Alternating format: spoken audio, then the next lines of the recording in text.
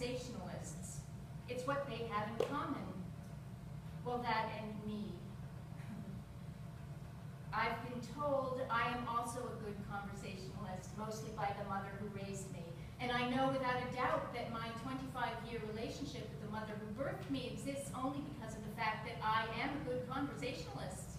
Yes, if there's one thing I am good at, it's keeping balls in the air at all costs. What I learned at tea tables and then cocktail parties, and of course at my mother's knee, it turns out I was also biologically predisposed to. Nature and nurture congeal on this point. Who knew? Never mind all those other tedious coincidences like socioeconomic status, education, Catholicism versus Unitarianism. What really matters here is the true gift of gab. Both mothers are epic talkers, witty, curious. They have the ability to connect dots even when there are no dots to connect. Yes, when pressed, they have been known to create dots out of thin air just by employing the art of conversation. So, when they met on Mother's Day, 1992, which also happened to be my 33rd birthday, they had lots to talk about. I just sat back with my baby, their first granddaughter, on my knee and watched the phenomenon unfold. Two mothers talking about everything under the sun. Smith, 1943, Radcliffe, 1958, the war, the women's movement, Betty Friedan, Vietnam, computers, Gloria, urban planning, Nancy Reagan, fiscal equality, lamb chops, mid-jelly or not, education, everything. Except, well, me. It was fun. Both mothers have minds of their own that tend to roam, and sometimes they get lost, and when they return, they can't wait to tell you where they've been, who they saw, what they did. And they always manage to fold their experiences into some context or other, some dot connected to another dot that makes sense and gives a little thrill of, oh, when you hear it. It's the ping, ping, pong of good conversation. And yes, I have it too. I see it in both of their eyes. I milk it. I jump through hoops for it. That light of recognition, of approval. We love a good gab, don't we? It catches like wildfire. And I'm passing it on to my daughters too. But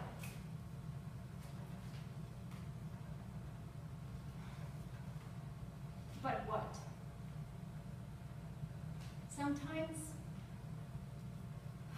Sometimes I fall away through dark subterranean worlds where the sounds are more whale than human, where silence speaks, and it's here in this world that I realized another gift that is mine to give and to receive, and it's hard to name. But for now, let's just call it poetry. Or not. My adopted mother is now 94. And as I was the receptacle of her dreams, I now realize that part of my role as daughter is to be the holder of her memories, and sometimes her feet. My mother's feet.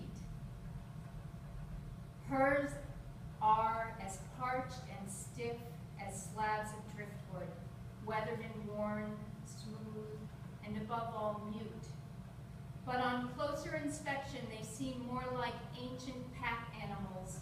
They know somehow their usefulness is almost over, yet watch as they dutifully bear the burden of the never-ending life of their owner, my mother, stoically. And you might even notice a kind of devotion admired most in monks who have taken a vow of silence.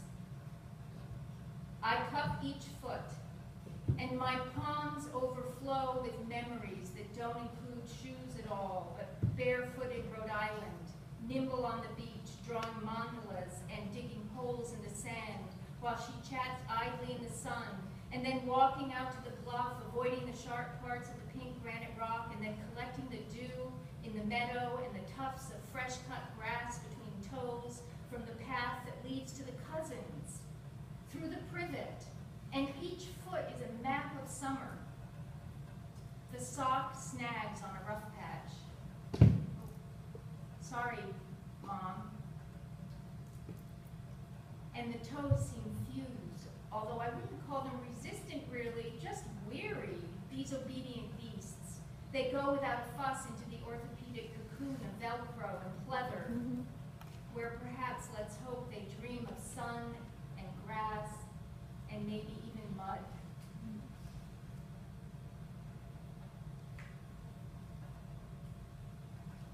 Everything went right.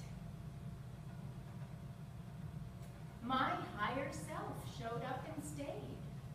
She came, and of course, there was a table, and fireflies, and babies crawling on the grass, and there were long shadows and sun glinting off the sea, and you know, all the things you love, a moon, for instance, Venus drifting, and there were friends, and everyone was there, and laughter and song and dance, and the temperature was balmy, and the breeze lifted skirts, and afterwards, love-making. And the night was deep and dark and held you like none other, and it felt like a poem. The whole thing. And you talked till dawn, just the two of you, about serious things that filled your sails with joy because you knew it had been right all along. It was your life. And I love you was all there was. And this is for my, speaking of I love you, this is for my 3 children, Dominica, Lena, and Tristan, who have given me my life. Love and the Mississippi. When the Mississippi River floods its banks, there is no time. It doesn't pick and choose which houses to spare or which bridge to leave standing. It just sweeps through town, total destruction. But still, it spreads a blanket of nourishing silt over floodplains. Yes, it does. Those floodplains, those towns are me, and you are the Mississippi. Or maybe, let's imagine, we are all the same river that snakes through the galaxies over lifetimes of silting and restructuring, destruction.